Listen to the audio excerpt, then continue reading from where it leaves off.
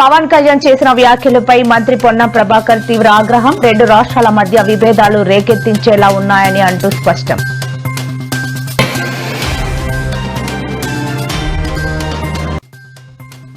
BJP పార్టీపై సంచలన వ్యాఖ్యలు చేసిన సీఎం రేవంత్ రెడ్డి. మహాత్మా గాంధీని హత్య చేసిన పార్టీ బీజేపీ అంటూ మండిపాటు.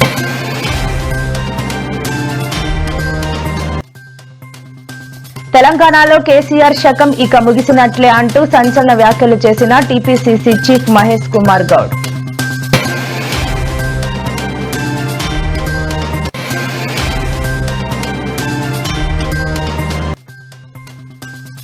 మాజీ సీఎం జగన్ పై మంత్రి నారా లోకేష్ తీవ్ర విమర్శలు. విమాన ప్రయాణాల కోసం 222 కోట్ల ఖర్చు చేశారని ఆరోపణ.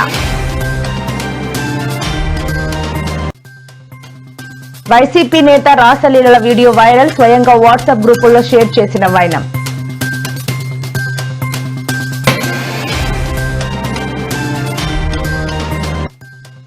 ఏపీలో మరో బస్సు ప్రమాదం. ఒకరు మృతి, 10 మందికి పైగా గాయాలు.